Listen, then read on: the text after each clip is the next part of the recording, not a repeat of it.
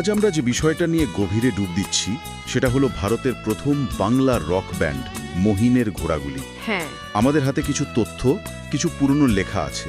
এগুলো ঘেটেই আজ আমরা বোঝার চেষ্টা করব এই ব্যান্ডের আসল জায়গাটা কোথায় আর ওদের প্রভাব কতটা। ঠিক। শুরুতেই নামটা মহিনের ঘোড়াগুলি, জীবনানন্দ দাশের কবিতা থেকে।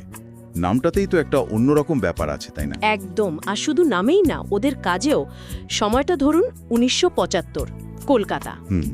তখন বাংলা গান বলতে যা বোঝাতো তার থেকে একেবারে সরে এসে ওরা বাংলা রক, তার সাথে ফোকের মিশেল, জ্যাজ ফিউশন এইসব নিয়ে কাজ করছিলেন। মানে সেই সময়ের জন্য এটা তো বিরাট একটা ব্যাপার। অবশ্যই বলতে পারেন ভারতে অল্টারনেটিভ বা আরবান ফোকের শুরুটা ওদের হাত ধরেই। ওদের সাউন্ডটা ঠিক কেমন ছিল?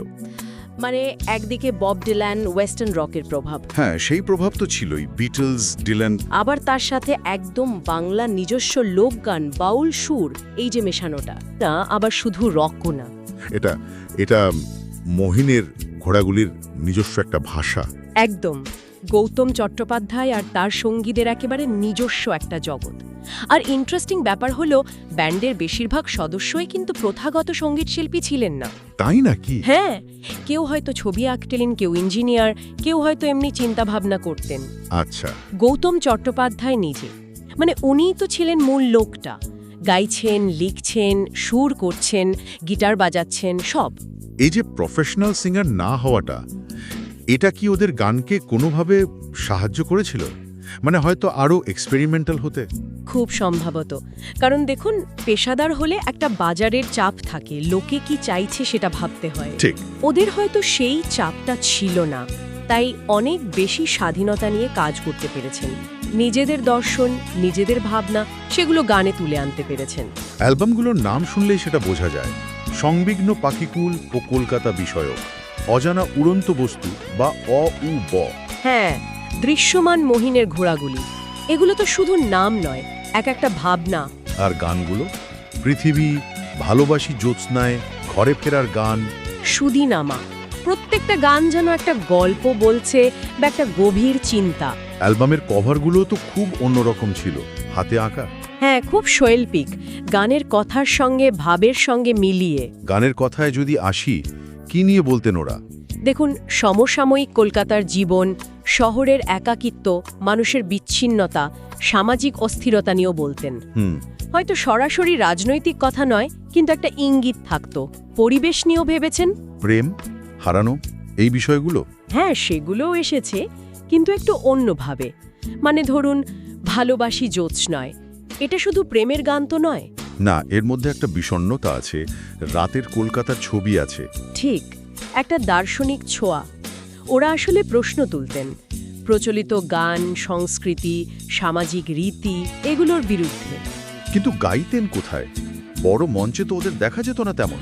না না, ওরা মূলত গাইতেন ওই কলেজ ফেস্টে, ইউনিভার্সিটিতে, বা খুব ছোট ছোট ঘরোয়া আসরে, আর্ট সার্কেলে। এত কিছু, এত নতুন ভাবনা, গভীর কথা, কিন্তু শুরুতে তো তেমন জনপ্রিয়তা পাননি, তাই না? একদমই পাননি। এটাই ওদের যাত্রার একটা অদ্ভুত দিক। আসলে ওরা বোধহয় সময়ের থেকে অনেকটা এগিয়েছিলেন। 70-এর দশকের বাঙালি শ্রোতা হয়তো প্রস্তুত ছিল না। হয়তো তখন বাংলা গানের যে চলতি ধারা, তার থেকে ওদের গান ছিল একেবারে আলাদা।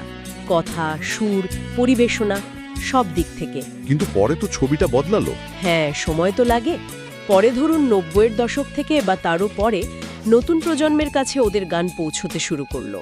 আর তারপর একটা কাল্ট স্ট্যাটাস তৈরি হলো। ঠিক, এই কাল্ট ব্যাপারটা ইন্টারেস্টিং। মানে শুরুতে ব্যাপক পরিচিতি নেই, কিন্তু একটা বিশেষ দলের কাছে, বিশেষ করে পরের প্রজন্মের শিল্পী বা শ্রোতাদের কাছে ওরা হয়ে উঠলেন অপরিহার্য, কিংবদন্তির মতো। অনেক পরের বাংলা ব্যান্ড তো স্বীকারও করে ওদের প্রভাবের কথা। চন্দ্রবিন্দু, ফসলস। অবশ্যই, ক্যাকটাস, ভূমি, অনেকেই। ওদের কাছে মহিনের ঘোড়াগুলি একটা অনুপ্রেরণা, কেউ কেউ তো ভারতের বিটলস বা বব ডিলানের সঙ্গেও তুলনা করেন। যদিও তুলনাটা হয়তো পুরোপুরি ঠিক নয়, কারণ ওদের প্রেক্ষাপটটা ছিল একেবারে বাঙালি। একদম নিজস্ব বাঙালি প্রেক্ষাপটে দাঁড়িয়ে ওরা সঙ্গীতের জগতে একটা বিপ্লব এনেছিলেন, যেমনটা বিটলস বা ডিলান করেছিলেন তাদের সময় তাদের জায়গায়। তাহলে আলোচনার শেষে আমরা এটা বলতেই পারি যে মহিনের ঘোড়াগুলি শুধু প্রথম বাংলা রক ব্যান্ড ছিল না। না, শুধু প্রথম নয়। ওরা ছিলেন একটা ঘরানার স্রষ্টা, একটা নিজস্ব সাউন্ড, গভীর লিরিক্স, সময়ের চেয়ে এগিয়ে থাকা ভাবনা, এই সব মিলিয়ে ওরা কিংবদন্তি। শুরুতে পরিচিতি না পেলেও পরে ঠিকই নিজেদের জায়গা করে নিয়েছেন। হ্যাঁ, আর এই আলোচনাটা শেষ করতে গিয়ে একটা প্রশ্ন মনে আসছে, যেটা হয়তো শ্রোতারাও ভাবতে পারেন। বলুন।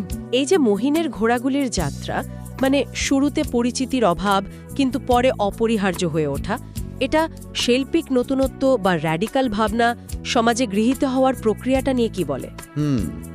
ভাবার মতো প্রশ্ন। বিশেষ করে যখন সেই শিল্পটা চলতি ধ্যান ধারণাকে চ্যালেঞ্জ করে, তখন কেন তাকে সঙ্গে সঙ্গে স্বীকৃতি পেতে সমস্যা হয়, আর পরে কিভাবে সেই আবেদনটা তৈরি হয়, এটা নিয়ে ভাবা যেতে পারে।